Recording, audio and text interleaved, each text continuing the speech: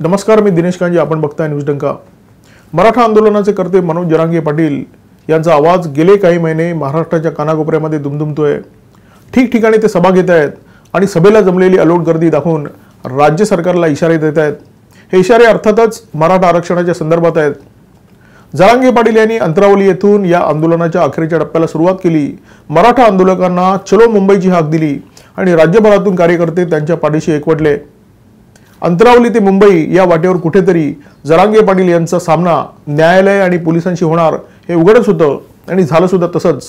आता आझाद मैदान पोलिसांनी जरांगेंना विनंती केलेली आहे की त्यांनी मुंबईत येऊ नये. त्यांच्या आंदोलनासाठी मुंबईत जागा नाहीये. त्यांनी त्यांचं आंदोलन खारघरच्या मैदानातच करावं. ही विनंती आहे हे नक्की, परंतु ही पोलिसांनी केलेली विनंती आहे. मनोज जरांगे पाटील त्यांच्या हजारो समर्थकांसह जर मुंबईमध्ये आले तर मुंबईकरांना त्याचा प्रचंड त्रास होऊ शकतो. म्हणून त्यांना मुंबईत येण्यापासून रोखण्यात यावं अशी जनहित याचिका ॲडव्होकेट गुणरत्न सदावर्ते यांनी मुंबई उच्च न्यायालयामध्ये केली होती. न्यायमूर्ती अजय गडकरी यांच्यासमोर या याचिकेवर सुनावणी झाली. न्यायालयाने जरांगे पाटील यांना मुंबईत येण्यापासून रोखलं नसलं तरी राज्य सरकारला मात्र कठोर आदेश दिलेले आहेत. मुंबईकरांना कोणत्याही प्रकारचा त्रास होऊ नये आणि कायदा सुव्यवस्था कायम राहावी म्हणून राज्य सरकारने आवश्यक ती काळजी घ्यावी असा आदेश न्यायालयाने दिलेला आहे. याचिकेवर सुनावणी करताना मुंबई उच्च न्यायालयाने मनोज जरांगे पाटील यांना नोटीस बजावलेली आहे. त्या नोटीसीमध्ये स्पष्ट म्हटलेलं आहे की जरांगे पाटील यांनी फक्त 5 ते 6 हजार आंदोलकांसह मुंबईत यावं. आझाद मैदानावर आंदोलनं करावीत, कारण त्याच्यापेक्षा जास्त आंदोलकांसाठी आझाद मैदानावर जागा नाही आहे आणि आवश्यक सोयीसुविधा सुद्धा नाही आहेत. या विषयावर राज्य सरकारची भूमिका मांडताना महाअधिवक्ता रवींद्र सराफ यांनी ही गोष्ट स्पष्ट केलेली आहे की कोणत्याही परिस्थितीमध्ये मुंबईचा खोळंबा होऊ देणार नाही आहे. कोणत्याही परिस्थितीमध्ये मुंबईची शाहीनबाग होऊ देणार नाही आहे. न्यायालयाचे आदेश आणि राज्य सरकारने घेतलेली भूमिका जर आपण ऐकली तर एक गोष्ट स्पष्ट होते की मुंबईमध्ये कोट्यावधी आंदोलकांसह येण्याचं मनोज जरांगे पाटील यांचं स्वप्न तुर्तास तरी भंगलेलं आहे. जरांगे पाटील आणि त्यांच्या कार्यकर्त्यांनी पुण्यामध्ये जोरदार शक्ती प्रदर्शन केलं. त्यानंतर लोणावळ्यामध्ये मुक्काम करून ते नवी मुंबईमध्ये दाखल झाले. त्यांना मुंबईत येण्यापासून रोखण्यासाठी ॲडव्होकेट सदावर्ते यांनी मुंबई उच्च न्यायालयामध्ये 2 याचिका दाखल केल्या आहेत. त्यापैकी एक याचिका ही फौजदारी स्वरूपाची आहे. अंतरावलीमध्ये जी दगडफेक झाली त्या दगडफेकीमध्ये 29 पोलीस जखमी झाले होते याची आठवण या याचिकेतून सदावर्ते यांनी न्यायालयाला करून दिली. सदावर्ते यांच्या याचिकेवर काल न्यायालयात सविस्तर सुनावणी झाली आणि या सुनावणी दरम्यान जरांगे पाटील यांच्या मुंबई प्रवेशावर न्यायालयाने कोणताही प्रतिबंध लादला नसला तरी 2 गोष्टी स्पष्ट केलेल्या आहेत. एकतर मुंबईकरांच्या वहिवाटीला कुठेही त्रास झाला नाही पाहिजे आणि दुसरी गोष्ट म्हणजे कायदा सुव्यवस्थेला कुठेही धक्का लागला नाही पाहिजे. न्यायालयाने राज्य सरकारला तसे स्पष्ट आदेश दिलेले आहेत. मराठा आंदोलकांनी आझाद मैदानमध्ये निदर्शनं करायला परवानगी मागितली आहे आणि तसा अर्ज त्यांनी आझाद मैदान पोलीस स्टेशनला केलेला आहे आणि याच्यामुळे राज्य सरकारच्या समोर पेच निर्माण झालेला आहे. कारण ओबीसी संघटनांनी सुद्धा त्याच ठिकाणी निदर्शनं करण्याची परवानगी मागितलेली आहे.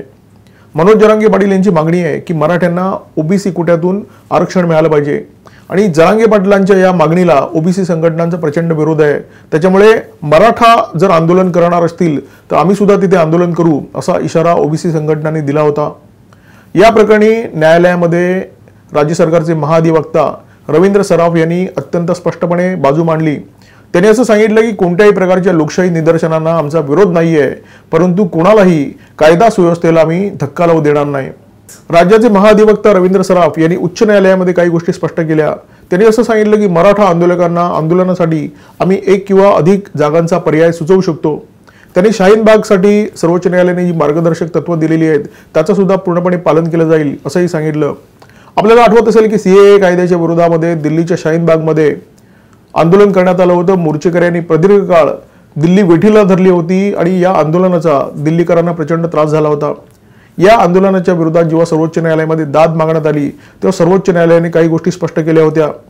त्यातली पहिली गोष्ट म्हणजे राज्य सरकारने आंदोलनासाठी जे ठिकाण ठरवून दिलेलं आहे त्याच ठिकाणी हे आंदोलन झालं पाहिजे. म्हणजे दिल्लीत जंतर मंतर आहे, मुंबईमध्ये आझाद मैदान आहे, तर ही ठिकाणं सर्वोच्च न्यायालयाने ठरवून दिलेली आहेत आणि त्याच ठिकाणी आंदोलन झालं पाहिजे हे न्यायालयाने स्पष्ट केलं.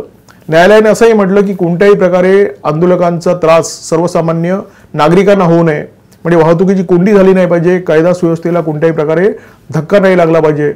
तर ही जी मार्गदर्शक तत्व आहेत ती मराठा आंदोलनाच्या दरम्यान सुद्धा पूर्णपणे पाळली जातील असं रवींद्र सराफ यांनी न्यायालयाला सांगितलं. काल सुनावणीच्या दरम्यान सर्वोच्च न्यायालयाच्या मार्गदर्शक तत्वांची चर्चा झाली. उच्च न्यायालयाची भूमिका सुद्धा या सुनावणीमध्ये राज्य सरकारच्या समोर स्पष्ट आली आणि राज्य सरकारचे महाधिवक्ता रवींद्र सराफ यांनी राज्य सरकारच्या बाजूने जे काही सांगितलं त्यातून एक गोष्ट अत्यंत स्पष्ट होती की एकतर जरांगे पाटलांना मोजक्या समर्थकांच्या सह मुंबईत येता येईल किंवा जरांगे पाटलांना मुंबईच्या बाहेर आंदोलन करावं लागेल। रवींद्र सराफ यांनी जेव्हा न्यायालयाला सांगितलं की आम्ही जरांगे पाटील यांना एक किंवा एकपेक्षा जास्त जागांचा पर्याय सुचवू, तेव्हाच ही गोष्ट स्पष्ट झालेली की जरांगे पाटलांना मुंबईत येऊ द्यायचं नाही अशी भूमिका राज्य सरकारने आधीच निश्चित केलेली आहे। आणि आझाद मैदानचा जो पर्याय आहे तो जरांगेंसाठी अनुकूल सुद्धा नाही आहे, कारण आझाद मैदान पूर्वी खूप मोठं होतं, आता त्या आझाद मैदानावर मेट्रोचं काम सुरू झाल्यामुळे आझाद मैदान प्रचंड आळलेलं आहे। जरांगेंना मुंबईत येऊ द्यायचं नाही बहुधा राज्य सरकारने ठरवलेलं आहे, त्याच्यामुळे आझाद मैदान पोलिसांनी जरांगेंना मुंबईत जागा नाहीये, तुम्ही मुंबईच्या बाहेरच आंदोलन करा अशा प्रकारची विनंती केलेली आहे आणि त्यांना खारघरचं मैदान सुचवलेलं आहे। आता समजा जरांगे पाटलांनी आझाद मैदान पोलिसांची विनंती धाब्यावर बसून मुंबईमध्ये प्रवेश करण्याचा प्रयत्न केला तर निश्चितपणे मुंबई पोलीस आणि जरांगे पाटील यांचे समर्थक मराठा आंदोलक यांच्यामध्ये संघर्ष होणं अटळ आहे आणि कदाचित या संघर्षातून जरांगे पाटलांना अटक सुद्धा होण्याची शक्यता आहे। कालच्या न्यायालयाच्या सुनावणीमध्ये राज्य सरकारने कोणत्याही परिस्थितीमध्ये मुंबईत कायदा सुव्यवस्थेला धक्का लावू देणार नाही असं म्हटलेलं आहे। नागरिकांना कोणत्याही प्रकारे त्रास होऊ नये अशा प्रकारे आम्ही काळजी घेऊ असंही स्पष्ट केलेलं आहे। त्याच्यामुळे संघर्षाच्या परिस्थितीमध्ये जरांगेंना अटक हा फक्त आणि फक्त एक पर्याय राज्य सरकारकडे शिल्लक उरतो आणि त्याच्याचमुळे जरांगेंना मुंबईत येण्याच्या आधी अटक होईल अशी शक्यता आहे। मुंबईच्या बाहेर आंदोलन करण्याचा पर्याय जरांगे पाटलांना रुचण्याची शक्यता खूप कमी आहे, कारण आजवरच्या अनेक सभांमध्ये जरांगे पाटलांनी वारंवार दावा केला की 3 कोटी समर्थकांसह मी मुंबईमध्ये येतोय। आता 3 कोटी म्हणजे 3 किती शून्य हे कदाचित जरांगे पाटलांना सांगता येणार नाही। आजवरच्या त्यांच्या सभांमध्ये जी गर्दी जमली आहे त्याची आपण बेरीज केली तरी ती 3 कोटी होऊ शकत नाही। मुंबईमध्ये जिथे 1.5 कोटी लोकसंख्या आहे तिथे जरांगे पाटील मुंबईमध्ये 3 कोटी आणण्याची भाषा करतात, त्यामुळे हा आकडा मुळातच भंपक आहे। जरांगे पाटलांनी आजवर शक्ती प्रदर्शनाच्या माध्यमातून त्यांचं आंदोलन पुढे नेलं आणि या शक्ती प्रदर्शनाची इतिश्री मुंबईच्या बाहेर होताना दिसते। जरांगे पाटलांना असं वाटलं होतं की ते आणि त्यांचे समर्थक मोठ्या संख्येने मुंबईत येतील, त्याच्यामुळे मुंबईकरांचा खोळंबा होईल, या खोळंब्यामुळे राज्य सरकारवर दबाव येईल आणि राज्य सरकार घाईघाईने मराठा आरक्षणाच्या संदर्भात निर्णय घेईल। परंतु असं होण्याची शक्यता अजिबातच नव्हती, कारण राज्य सरकारला कायद्याच्या चौकटीमध्ये काम करावं लागतं आणि जेव्हा एकदा सर्वोच्च न्यायालयाने मराठा आरक्षणाच्या विषयावर चौकट मारलेली आहे तेव्हा तर राज्य सरकारसाठी हा निर्णय म्हणजे तारेवरची कसरत ठरणार होता। सर्वोच्च न्यायालयामध्ये जर पुन्हा एकदा तोंड फोडून घ्यायचं नसेल तर राज्य सरकारला शांत डोक्याने निर्णय घेणं भाग होतं, त्याच्यामुळे राज्य सरकार याच्यामध्ये कोणत्याही प्रकारची घिसडघाई करणार नाही ही गोष्ट तर अत्यंत स्पष्ट होती। राज्य सरकारसमोर मराठा आरक्षणाचा जो गुंता निर्माण झालेला आहे त्या गुंत्यामध्ये भर घालण्याचं काम जरांगेंच्या मागण्याने केलेलं आहे। जरांगेंची मागणी काय तर मराठ्यांना ओबीसी कोट्यातून आरक्षण द्या, जे राज्य सरकार कधीही मान्य करणार नाही। मराठ्यांना सरसकट कुणबी म्हणा अशी जरांगेंची दुसरी मागणी आहे।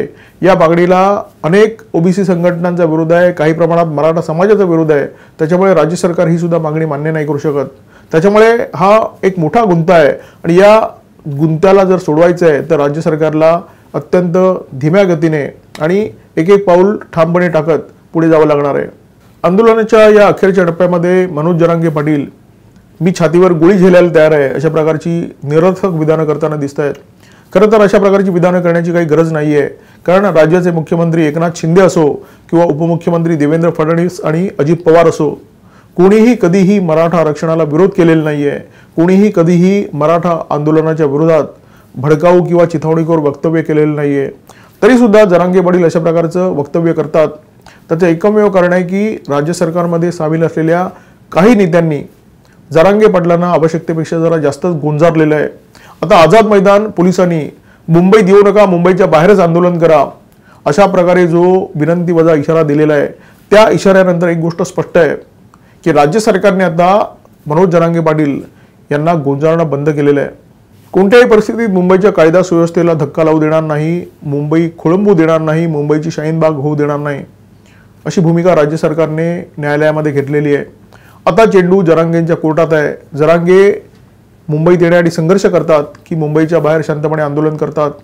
न्यूज डंकाच्या या व्हिडिओमध्ये तुर्तास इथेच थांबतो। व्हिडिओ जर आवडला असेल तर लाईक करा, शेअर करा आणि अशाच प्रकारचे माहितीपूर्ण व्हिडिओ पाहण्यासाठी सबस्क्राईब करा आमच्या यूट्यूब चॅनल। नमस्कार आणि धन्यवाद। आमचा व्हिडिओ जास्तीत जास्त लाईक करा, शेअर करा आणि आमचे यूट्यूब चॅनल सबस्क्राईब करा। धन्यवाद।